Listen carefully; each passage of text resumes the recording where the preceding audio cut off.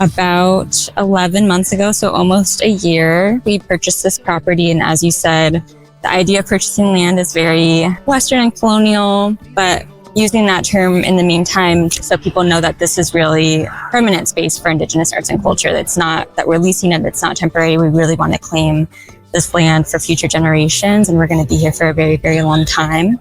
We've been slowly inviting folks to come out and help at land work days, so restoring the site with native plants and clearing invasive species like blackberries, which is what we're doing today. So the roots are really deep. We have to dig them out to make sure that we can actually gather here.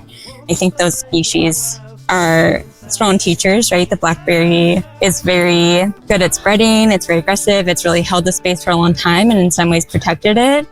And we're excited for this next phase where we get to realize a different vision for the land and have open space where we can gather those things like powwows or pop-up markets or garden beds for medicines and traditional foods, and continue to kind of work our way back through our acre and a half of land and steward those green spaces for community use.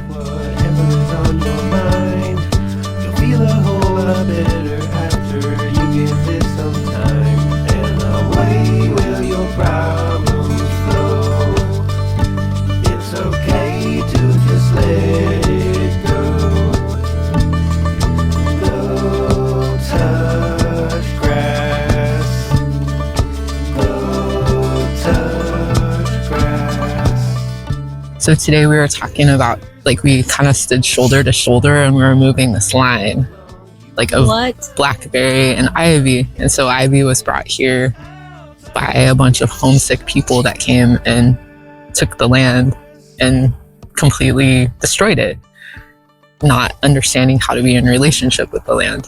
And ivy came here because they were homesick, you know, so they brought all these plants that aren't from these regions, that aren't really good neighbors, and their ecosystems are really good neighbors, but not here. And it kind of perpetuated the story, how they were, you know.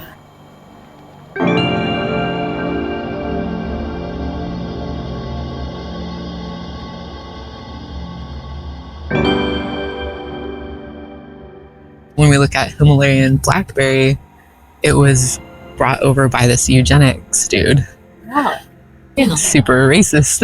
And he was like, oh, this is going to be the next food crop. Well, Himalayan blackberry in their territories where they grow, they aren't so intense. And they grow really well and everything, but they're really good neighbors.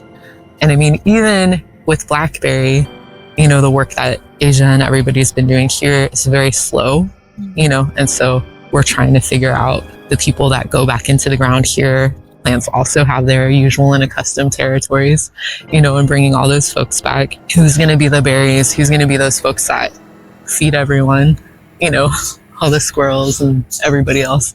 And so we don't want to remove folks quickly. And so we'll start with camas, and we'll start with all of these traditional foods and plants that will feed everyone. But like, yeah, we were just talking about like that line. We're constantly moving that line in the work, in the land, but also within ourselves.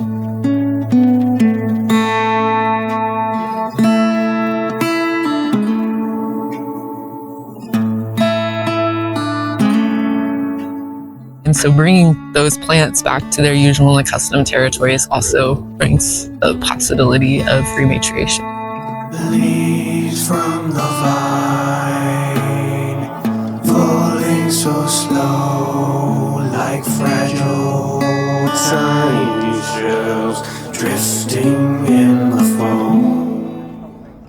My name's Ian Kirk. I grew up actually in the DC area. I've been in Seattle for the last 10 years now.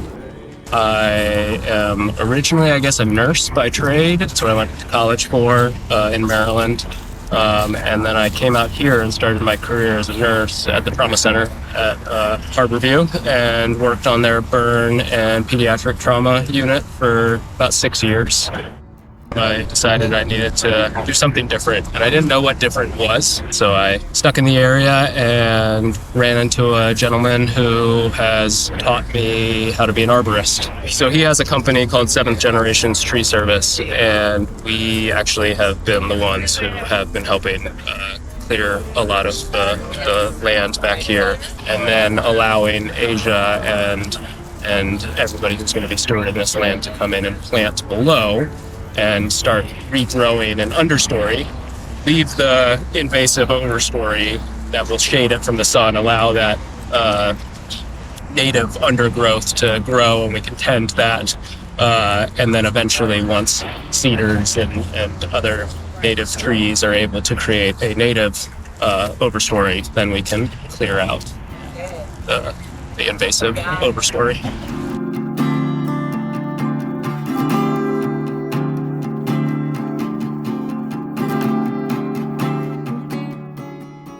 Many of the species that do really well in land that has not been cared for are species that are also not very hospitable for other plants to grow. So we have a lot of laurel on site, we have a lot of blackberries, we have a ton of ivy. And all of these species actively kill the native trees and prevent us from growing crops and things like that. So the first phase is to really try to, true to the word rematriate, right, return to the mother, restore the land in the way that we can to the way it was pre-contact, while also really recognizing that we're in a city that's intertribal with people from all over the country, both Indigenous peoples and peoples from all different backgrounds. And so that is part of our vision too, is to have foods and plant medicines from different tribes here to reintegrate those things into our daily lives. And so people who may be far from home, like myself, second generation urban native, can still access their culture and access spaces to share with other native people, to learn from each other, and lift the sky together is sort of our motto. So we love places to gather and collaborate and work in unison.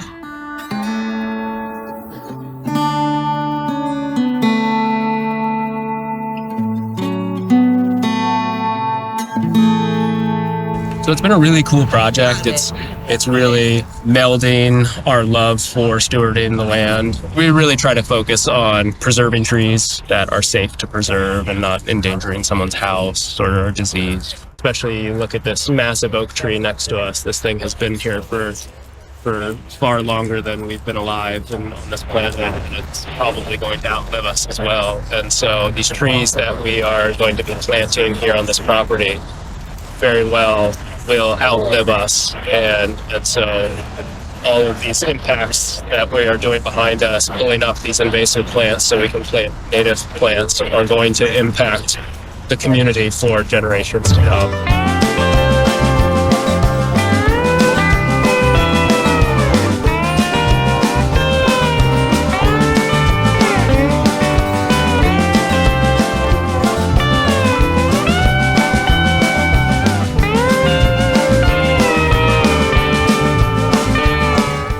All the foods that are here, that have been here, have always saved the people and nourished the people. Part of what we want to do is work with the earth as it is. And it's just been very therapeutic and has really helped heal my soul from working as a nurse for so many years, just being at the hospital every day. Yeah, I think folks have been reclaiming land for a long time. I hope that it gets a little easier with each generation.